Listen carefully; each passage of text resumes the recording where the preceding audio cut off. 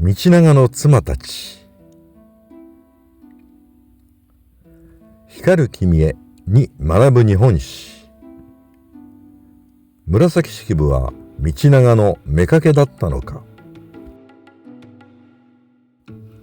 藤原道長には正式な妻が2人と多くの妾と言われる女性がいた。その妾の中に紫式部が入っていたのだろうか。藤原道長の妻たちを詳しく見ていこう。道長は大鏡に、この殿は北の方2所おわしますと書かれているように、正式な妻が2人いた。一人は宇田源氏の源知子で、もう一人が醍醐源氏の源明子であった。藤原兼家は崋山天皇を退位させて、我が孫の一条天皇を即位させると摂政となった。兼家は息子たちも昇進させたので、道長は半年ほどの間に守護位から従三位に叙せられ、公暁の末席に連なっている。987年永延元年、22歳の道長は公暁となって3ヶ月後に2歳年長の知子と結婚している。翌年に道長は知子との間に長女明子を設けるが、さらにもう一人の妻と結婚している。妻の名前は源明子で、安奈の変で失脚した左大臣源高明の娘であった。安奈の変は969年に起きた藤原氏による源氏などの他氏を排斥した事件である。兼家ら藤原氏は政権を独占するために左大臣の源高明を配慮にした。高明はすぐに罪を許され帰郷するが、政界には復帰せず、京郊外の門野に隠遁し、そこで没した。当時は怨霊信仰が信じられており、兼家は高明のたたりを恐れて妻子たちを庇護した。そのため高明の末娘であった明子は、兼家の娘東三条院明子の庇護を受けている。やがて美しく成長した明子に道高と道兼の2人が恋文を送ったが、明子は明子に近づくことを許さなかった。そして明子は母親代わりに小さい時から面倒を見てきた道長に明子と結婚するよう勧めたのである。道長は知子と結婚した翌年に明子とも結婚する。道長と明子の結婚は高明の怨霊を避ける意味も込められていた。ところで知子は宇田天皇のひ孫であったが、明子は醍醐天皇の孫である。そのため血統的には明子の方が後期であった。しかし知子の父親源正信は現職の左大臣であったが、明子の父親源高明は失脚した左大臣である。さらに正信は花婿の道長のために広大な土帝邸を与え、政界での活躍をバックアップしている。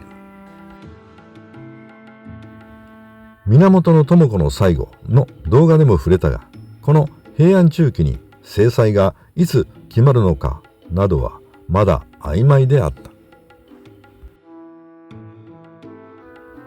藤原実資の正勇記によれば、知子は北の方、明子は高松殿などと呼ばれている。そのため智子と明子の妻の序列としては智子が一段高いところにあったと考えられる。特に近年の研究では正妻は夫と同居していたかどうかが重視されるようになっている。そのため土帝邸で道長と同居していた智子が正妻であったようである。この時代は母方の実家の財産と家柄が重要だったのである。現に智子の子供たちは明子の子供たちに比べると官位も高く出世している。智子の2人の息子の頼道と則道は共に関白となり、娘はすべて中宮となっている。それに引き換え、明子の息子たちの昇進は遅く、娘たちは一人も中宮となっていない。ただし、道長と結婚したことで、明子の兄弟で高明の息子の利方、常房の二人は、それぞれ権大納言、権中納言までは出世している。道長は怨霊を避けるという意味もあったが、藤原氏の政敵である源氏を政権の中枢からは遠ざけたが、完全に排除はしなかったのである。これが摂関政治が娘が天皇の王女を産むか産まないかという危うい政治形態でありながら長く続いた要因の一つであった。摂関政治とは合議制で決定に時間がかかるが、その伝統は現在の国会にもしっかりと引き継がれている。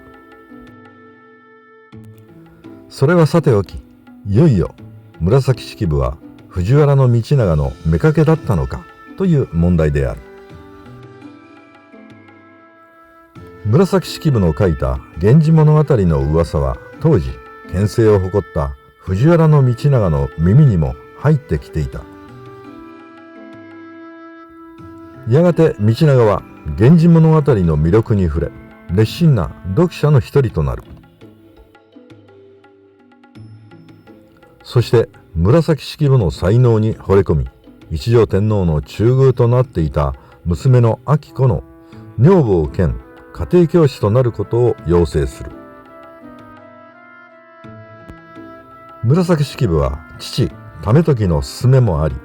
道長の要請を受けることを決意する。道長は当時貴重品であった紙や墨を紫式部に与えて、積極的に彼女の創作サポートをしたと言われている。17世紀頃、ヨーロッパの貴族たちが画家や音楽家のパトロンとなったのと同じである。紫式部が道長の妾であったと言われるのは、貴族の系譜を記録した尊妃文脈に源氏物語作者が道長妾と記されているからである。これを理由に紫式部は道長の愛人だったと解釈される場合が多い。また道長と紫式部の和歌のやり取りが伝えられているが、あたかも道長が紫式部を口説いているかのように受け取られることもある。しかしこれは男性が女性を口説くのは一種のマナーであったため、これだけで二人が愛人同士だったとは言えない。藤原道長は源氏物語の光源氏のモデルの一人とも言われる男性である。多くの女性と道長は浮名を流している。そして道長には多くの宰相がいたが、歴史学者の角田文英氏によれば、平安時代の貴族の宰相は縁戚同士が多かったという。道長の場合、正妻の源智子、本妻の源明子以外にも、正妻の源康子、大納言の君、藤原の武子、4のお方、藤原の上子、5のお方などがいた。そして彼女らはすべて道長の親類、縁戚であったという。紫式部も道長とも、また正妻の智子ともまたいとこの関係にあった。道長は自分を取り囲む女性はほとんどすべて縁戚者で固めていた。彼は藤原氏の血統に非常にこだわった人物だったのである。したがって紫式部にとって藤原道長は単にパトロンというだけではなく肉体関係もあったと思われる。こうした傾向は何も摂関家の藤原氏だけに限ってはいなかったという。紫式部の夫藤原信孝も彼女のまたいとこであった。平安貴族の主要な婚姻権が縁戚縁故者であったことは、男子は自主的に配偶者を選べぬ年頃、すなわち元服直後に結婚する。また女子は真相の姫君として自主的な選択をせぬままに結婚した。親や祖父母が婚姻を決めるため、縁戚同士の結婚が多かった。さらに邸宅や農地などの財産が分散しないように保全して相続するためでもあった。つまり結婚は本人同士よりも周囲の者が納得することが最優先されたという事情によるためと考えられる。現在でも地方の農家などに縁戚同士の婚姻が多いのはそのためである。考えてみれば藤原道長という男性は女性によって引き立てられ最高権力者にまで上り詰めた人物である。兼家の五男でありながらまず姉の明子によって後継者に引き上げられた。さらにまたいとこの紫式部が書いた源氏物語が一条天皇を引きつけ、縁戚の智子が産んだ娘明子のもとに天皇が通うようになる。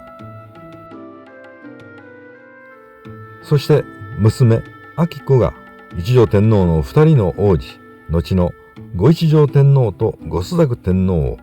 産むことによって道長は比類なき権力者に上り詰める。道長は姉や娘、そして縁戚の女性たちに担ぎ上げられて最高権力者の地位についたと言っても過言ではない。そして彼を支えた女性の一人が紫式部であったと考えられるのである。藤原道長が日本の最高権力者につけたのは紫式部がいたからである。また紫式部が